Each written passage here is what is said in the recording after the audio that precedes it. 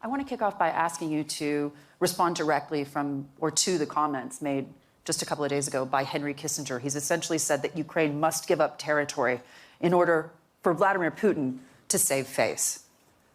I respect Henry Kissinger, but I appreciate that he's not holding any official position in the U.S. administration.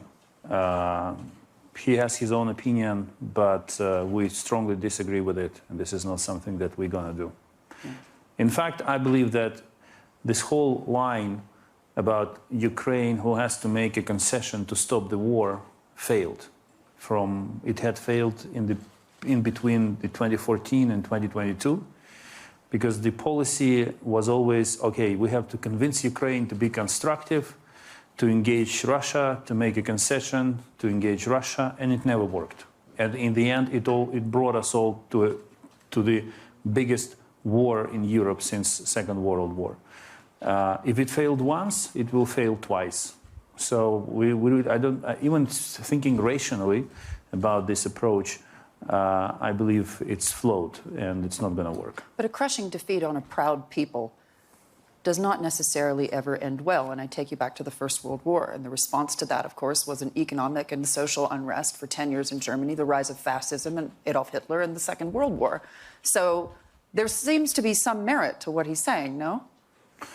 Well, if I remember history correctly, the German army never admitted that they lost the war. They said they were betrayed by at home by the unwillingness of the people and the government to keep fighting. So of course there will always be a difference in the assessment of the situation between civilians and military. The truth is, I don't know, this war is not a copy-paste of any of the previous wars, and will never be. Every war is special. But what I know for sure is that it's black and white. There is nothing in between. It's either them or us. And everyone in the world has to make a choice. Where do they stand?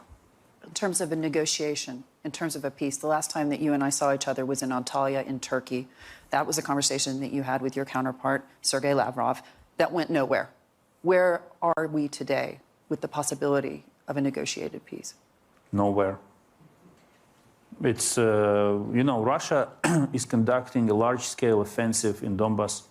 And this is the real, you can recall any movie about World War II, and you can easily imagine what kind of battle is taking place now in Donbass. Tanks, artillery, combat helicopters, air attacks, multiple launch rocket systems, everything is involved.